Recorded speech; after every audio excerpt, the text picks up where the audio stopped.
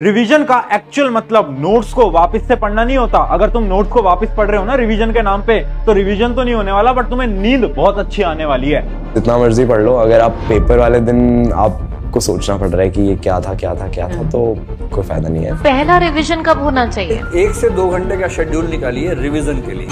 Revise करो। अगर आपने साइंटिफिक मेथड जान लिया ना रिवीजन करने का, तो आपको बार बार याद करने की जरूरत नहीं है। आप एक बार रिवाइज करोगे और सारी इंफॉर्मेशन आपके लॉन्ग टर्म मेमोरी के अंदर स्टोर हो जाएगी। सो हाय एवरीवन, मेरा नाम है Prashant, mentor of thousands of students. अच्छा, एक छोटा सा सवाल मुझे आप सभी से पूछना है।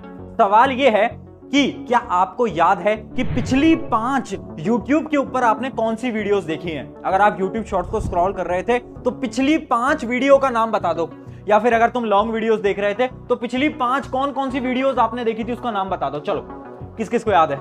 मैं गारंटी से बोल सकता हूं 99% ऐसे स्टूडेंट्स हैं जिनको यह भी याद नहीं होगा कि पिछली 5 वीडियो उन्होंने कौन सी देखी है।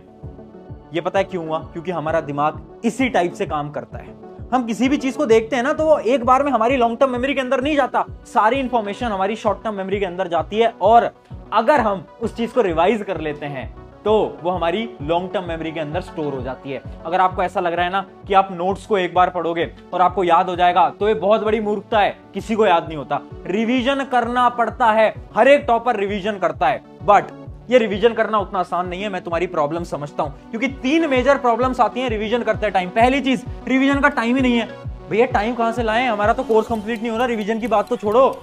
हम तो यहाँ पर क्वेश्चन सोल्व नहीं कर पा रहे, रिवीजन कब करेंगे? दूसरी चीज, रिवीजन करते ही नींद आती है। रिवीजन बहुत ज्यादा बोरिंग है, जैसे रिवीजन करने बैठते हैं बहुत ज्यादा नींद आने लगती है। और तीसरी चीज, रिवीजन का मतलब क्या है? क्या रिवीजन का मतलब है नोट से पढ़ना या फिर लेक्चर से पढ़ना? रिवीजन करते कैसे हैं, और वो भी इतने कम समय के अंदर? भैया कैसे करेंगे समझ नहीं आ पा रहा। टेंशन मत लो, इस वीडियो के अंदर ये तीनों प्रॉब्लम आपकी सॉल्व हो जाएंगी। रिवीजन का एक बेस्ट तरीका आपको मैं बता देता हूं। बट सबसे पहला ये जो आपका सवाल है ना कि भैया रिवीजन का टाइम नहीं है, एग्जाम सर पे है, कैसे करेंगे? मैं क्या बोल रहा हूं? मैं आपको ये बोल रहा हूं, रिवीजन का टाइम नहीं है, कोई दिक्कत नहीं है। क्यों? क्योंकि रिवीजन के लिए टाइम निकालने की जरूरत ही नहीं है। तुम पूछोगे भैया रिवीजन के लिए टाइम निकालने की जरूरत नहीं है, ये क्या बोल रहे हो? हाँ, बिल्कुल जरूरत नहीं है। अच्छा, इस चीज को ना मैं एक स्टोरी से समझाता हूं। एक बार ना एक लड़का था, अब ना वो बहुत ज्यादा आलसी हो गया था। वो घर पे सोता रहता था, खाना खाता रहता था और बहुत मोटा हो गया था। तो एक दिन उसके पेरेंट्स आते हैं और उसको बोलते हैं कि तू बहुत ज्यादा मोटा हो गया है, अब ना तुझे ना हम जिम ट्रेनर के पास ले जाते हैं। जिम ट्रेनर कौन होते हैं? जो कि बॉडी वगैरह बनवाते हैं, वो वाले जिम ट्रेनर। अब जिम ट्रेनर जो है ना, लड़के को 2 ऑप्शन देता है। उस लड़के को 2 ऑप्शन देता है। दोनों ऑप्शन को बहुत ध्यान से सुनना और मुझे कमेंट में बताना आप कौन सा ऑप्शन चूज करते। अगर आप स्टूडेंट होते तो आप ऑप्शन नंबर 1 चूज करते या फिर ऑप्शन नंबर 2 चूज करते। देखो, पहला ऑप्शन उसने उस लड़के को दिया कि हर रोज 1 महीने के लिए 10 मिनट रनिंग करो, या फिर एक दूसरा ऑप्शन दिया। दूसरा ऑप्शन यह है कि महीने के अंदर केवल 4 से 5 दिन रनिंग कर। बट वो 4 से 5 दिन ना आपको हर रोज कितने घंटे भागना पड़ेगा? 2 घंटे भागना पड़ेगा। 2 घंटे की रनिंग करनी पड़ेगी। अब मुझे सबसे पहले इस वीडियो को पॉज करो। अगर तुम एक स्टूडेंट हो, तुम एक लड़के हो या लड़की हो, तो तुम इन दोनों में से कौन सा ऑप्शन चूज करोगे? हर रोज 10 मिनट भागोगे या फिर 4 दिन या 5 दिन जाओगे पर 2 से 3 घंटे भागोगे? कौन सा करोगे? देखो, उस लड़के ने भी आप सभी की तरह ऑप्शन नंबर 1 चूज किया है ना। ऑप्शन नंबर 1 चूज किया। क्यों? क्योंकि ऑब्वियसली बात है, 4 से 5 दिन के अंदर 2 घंटे भागना बहुत बड़ी मुश्किल है, बट 10 मिनट भागना तो बहुत आसान है। राइट है ना।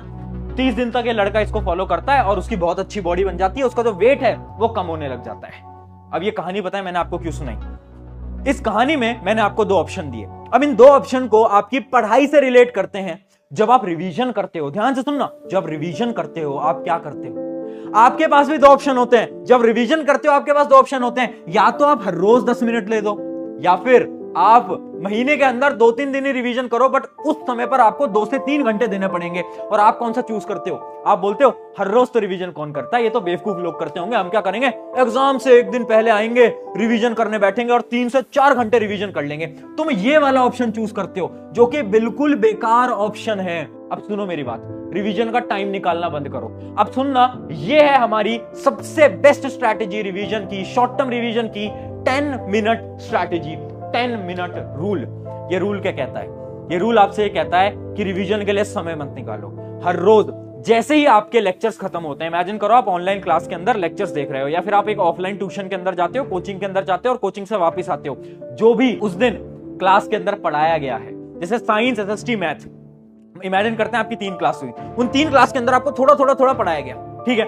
अब आपको क्या करना है, जैसे ही आप घर आते हो 10 मिनट के अंदर अंदर आपको फटाफट से वो सारी चीजों को रिवाइज कर लेना है। जब भी आपका कोई भी लेक्चर होता है, इमेजिन करो आप YouTube के ऊपर लेक्चर से पढ़ते हो, जैसे ही आपने लेक्चर देखा उसके बाद फटाफट से उसके नोट्स को रिवाइज कर लो। 10 मिनट करोगे, कभी भी रिवीजन करने की जरूरत नहीं पड़ने वाली, ये मेरी गारंटी है, ये मेरी गारंटी है। ये बहुत शानदार मेथड है। अब तुम पूछ रहे होगे भैया शॉर्ट टर्म रिवीजन बट करते कैसे हैं ये तो बताओ, हमें तो शॉर्ट टर्म रिवीजन करना ही नहीं आता। मैं समझा देता हूं, कोई दिक्कत नहीं है। देखो शॉर्ट टर्म रिवीजन करने का सबसे पहला मेथड क्या है, अंडरलाइन इंपॉर्टेंट पॉइंट्स। देखो 2 प्रकार के सब्जेक्ट्स होते हैं। पहले सब्जेक्ट्स होते हैं न्यूमेरिकल सब्जेक्ट्स जैसे कि फिजिक्स, जैसे कि मैथ्स, और कुछ सब्जेक्ट होते हैं कौन से, थ्योरी सब्जेक्ट्स जैसे कि एसएसटी, ये बहुत बड़ा थ्योरी सब्जेक्ट है। अब जितने भी थ्योरी सब्जेक्ट्स हैं उनके लिए जब आप रिवीजन कर रहे हो ना, वो 10 मिनट में जब आप नोट्स को पलट रहे हो ना, उस समय पर आपको क्या करना है, अपने सारे के सारे इंपॉर्टेंट पॉइंट्स को अंडरलाइन करते हुए चलना है। तुम पूछोगे भैया उससे क्या फायदा होगा, आगे बताऊंगा, इस चीज को याद रखना। आगे की वीडियो में लास्ट में इसको मैं जोड़ूंगा कि मैंने ये पॉइंट आपको क्यों बताया है, ठीक है। सेकंड चीज क्या है, रिवीजन करना है एक्टिव रिकॉल मेथड से। अब तुम पूछोगे भैया एक्टिव रिकॉल मेथड क्या होता है।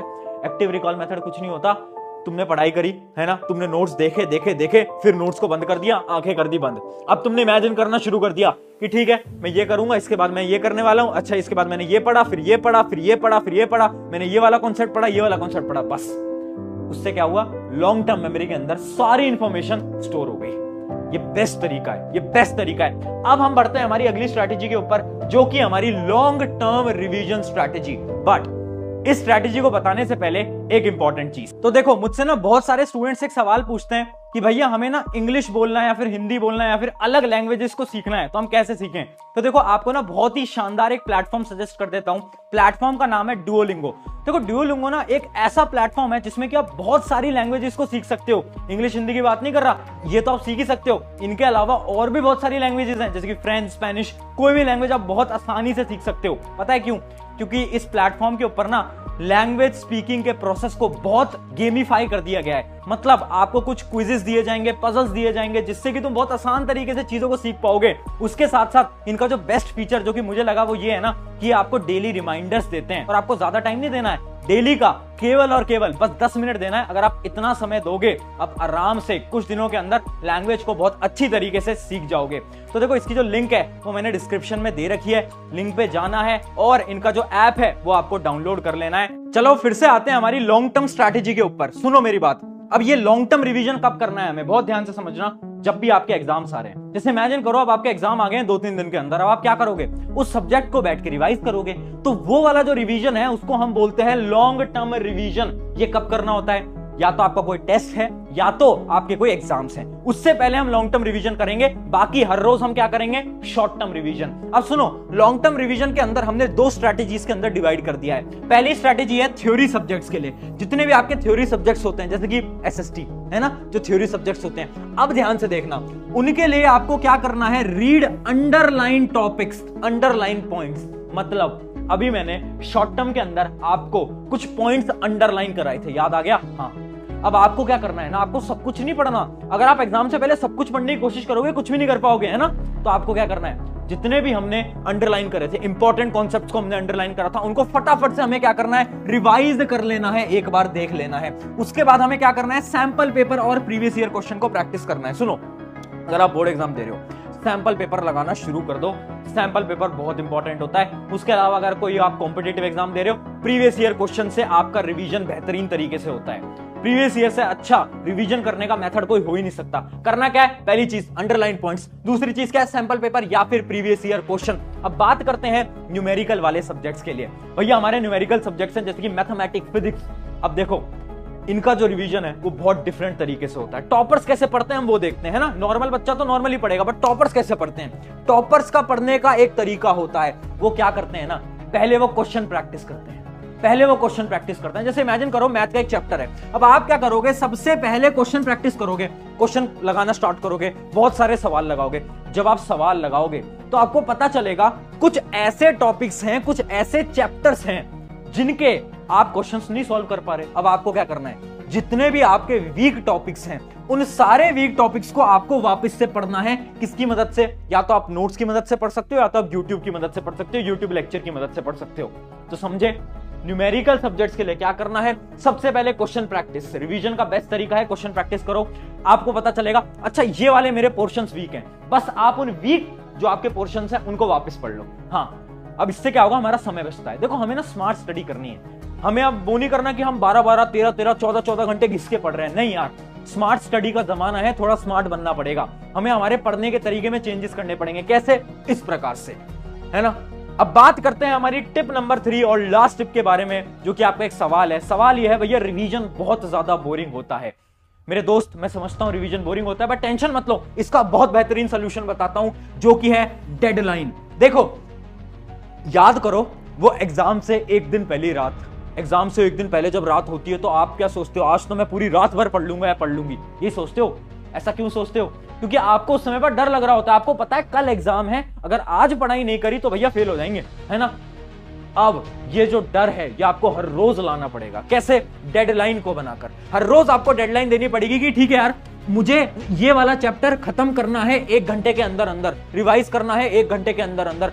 अगर आपने डेडलाइन बनाना शुरू करा ना, नींद खत्म हो जाएगी, नींद खत्म हो जाएगी। और दूसरी क्या स्ट्रैटेजी है? दूसरी है रफ नोटबुक स्ट्रैटेजी। देखो होता क्या है, रिवीजन बोरिंग होता है, ये चीज सब जानते हैं, बट ये क्यों रिवीजन बोरिंग होता है ये कोई नहीं जानता। पता है क्यों? क्योंकि आप पढ़ते कैसे हो, आप रिवाइज कैसे करते हो? आप बुक ले लोगे, बेड पे आराम से लेटे हुए हो, बैठे हुए हो, और बुक ऐसे खोल रखी है और बस पढ़ रहे हैं। रिवीजन करने का सबसे बेकार तरीका। रिवाइज कैसे किया जाता है? एक नोटबुक लो, बगल में रखो, इसको बोलो रफ नोटबुक, इसको बोलो रफ नोटबुक, और जो भी आप अपनी बुक से पढ़ रहे हो रफ नोटबुक में रैंडमली लिखते रहो, है ना, लिखते रहो। इससे क्या होगा, आपका हाथ चलता रहेगा। जब हाथ चलेगा तो पता है क्या होगा, तो नींद नहीं आएगी, आप बोर नहीं होगे, है ना। ब्लड का जो सर्कुलेशन है वो पूरी बॉडी के अंदर चलता रहेगा और आपको नींद नहीं आएगी। ये साइंटिफिक मेथड है, बहुत सारे टॉपर्स के ऊपर ट्राई किया हुआ है मैंने पर्सनली, और हर एक स्टूडेंट को पढ़ाई में बहुत ज्यादा मदद मिली थी। ये थे हमारे सारे इंपॉर्टेंट आपको रिवीजन की स्ट्रैटेजी सारी बता दी है। अब एक लास्ट 1 to 1 चीज बताता हूं यार। देखो, मुझे पता है समय तुम्हारे पास शायद कम है, ऐसा तुम्हें लगता है ना, कि भैया बहुत पास एग्जाम आ गए हैं, सिलेबस नहीं हुआ है, रिवीजन नहीं हुआ है, बहुत सारी प्रॉब्लम्स हैं तुम्हारे साथ।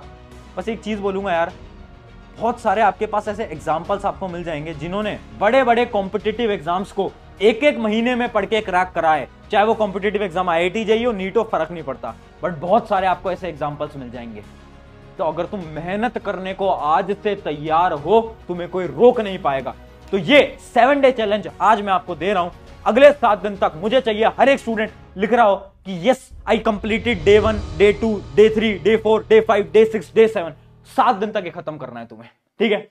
ऑन दिस नोट, शुक्रिया एवरीवन। मेरा नाम है प्रशांत। अगर आपको वीडियो अच्छी लगी, अपने एक दोस्त के साथ इस वीडियो को शेयर कर देना। चैनल सब्सक्राइब करो या मत करो वो आपकी मर्जी है, बट अपने एक मित्र के साथ जरूर शेयर कर देना। शुक्रिया एवरीवन।